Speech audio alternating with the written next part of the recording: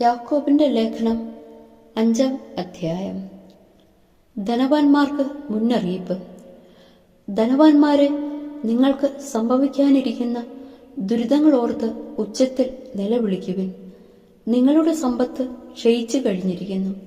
നിങ്ങളുടെ വസ്ത്രങ്ങൾ പുഴു അരിച്ചുപോയി. നിങ്ങളുടെ സ്വർണത്തിനും വെള്ളിക്കും കറ പിടിച്ചിരിക്കുന്നു. ആ കറ നിങ്ങൾക്കെതിരായ സാക്ഷ്യമായിരിക്കും. തീ പോലെ അത് നിങ്ങളുടെ മാംസത്തെ തിന്നുകളയും. അവസാന നാളുകളിലേക്കാണ് നിങ്ങൾ സമ്പത്ത് ശേഖരിച്ചു വെച്ചതും. നിങ്ങളുടെ നിലങ്ങളിൽ നിന്ന് വിളവ് ശേഖരിച്ച വേലക്കാർക്ക് കൊടുക്കാതെ പിടിച്ചുവെച്ച കൂലി ഇതാ നിലവിളിക്കുന്നു. കൊയ്ത്തുകാരുടെ നിലവിളി സൈന്യങ്ങളുടെ കർത്താവിന്റെ കർണപുടങ്ങളിൽ എത്തിയിരിക്കുന്നു. നിങ്ങൾ ഭൂമിയിൽ ആഡംബരപൂർവ്വം സുഖലോലുപരായി ജീവിച്ചു. കൊലയുടെ ദിവസത്തേക്ക് നിങ്ങളുടെ ഹൃദയങ്ങളെ നിങ്ങൾ കൊഴുപ്പിച്ചിരിക്കുന്നു.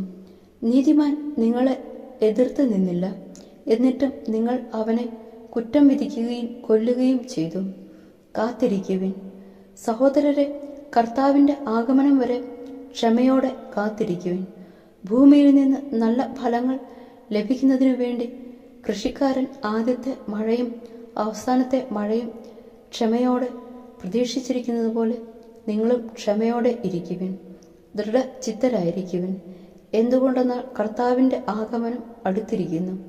നിങ്ങൾ വിധിക്കപ്പെടാതിരിക്കാൻ എൻ്റെ സഹോദരരെ, ഒരുവൻ മറ്റൊരുവന് വിരോധമായി പിറുപിറുക്കരുത്. ന്യായാധിപൻ ഇതാ വാതിൽക്കൽ നിൽക്കുന്നു. സഹോദരരെ, കർത്താവിന്റെ നാമത്തിൽ സംസാരിച്ച പ്രവാചകന്മാരെ സഹനത്തിന്റെയും ക്ഷമയുടെയും മാതൃകയായി നിങ്ങൾ സ്വീകരിക്കുവിൻ. ഇതാ പീഡ സഹിക്കുന്നവരെ ഭാഗ്യവാന്മാരായി നാം കരുതുന്നു. ജോബിന്റെ ദീർഘസഹനത്തെപ്പറ്റി നിങ്ങൾ കേട്ടിട്ടുണ്ടല്ലോ. കർത്താവ് അവസാനം അവനോട് എന്ത് ചെയ്തിരുന്നുവെന്നും അവിടുന്ന് എത്രമാത്രം ദയയും കരുണയും ഉള്ളവനാണെന്നും നിങ്ങൾക്കറിയാമല്ലോ.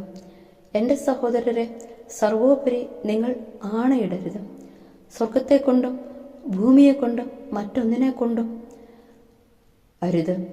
ശിക്ഷാവിധിയിൽ വീഴാതിരിക്കാൻ നിങ്ങൾ അതെ എന്ന് പറയുമ്പോൾ അതെ എന്നും അല്ല എന്ന് പറയുമ്പോൾ അല്ല എന്നുമായിരിക്കട്ടെ. രോഗിക്കു വേണ്ടി പ്രാർത്ഥന.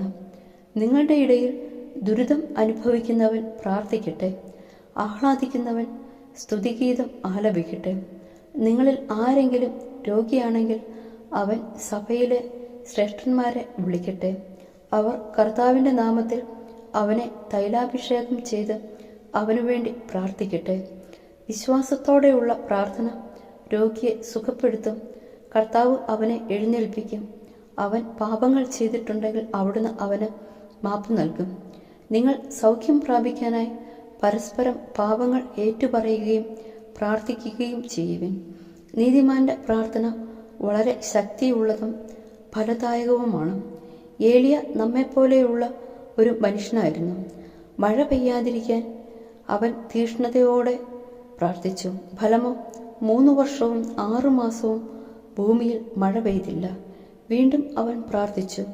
അപ്പോൾ ആകാശം മഴ നൽകുകയും ഭൂമി ഫലങ്ങൾ പുറപ്പെടുവിക്കുകയും നിങ്ങളിൽ ഒരാൾ സത്യത്തിൽ നിന്ന് വ്യതിചലിക്കുകയും അവനെ വേറൊരാൾ തിരിച്ചു കൊണ്ടുവരികയും ചെയ്യുന്നെങ്കിൽ, പാപിയെ തെറ്റായ മാർഗത്തിൽ നിന്ന് പിന്തിരിക്കുന്നവൻ തന്റെ ആത്മാവിനെ മരണത്തിൽ നിന്ന് രക്ഷിക്കുകയും തന്റെ നിരവധിയായ പാപങ്ങൾ തുടച്ചു മാറ്റുകയും ചെയ്യുന്നുവെന്ന് നിങ്ങൾ അറിഞ്ഞുകൊള്ളുന്നു.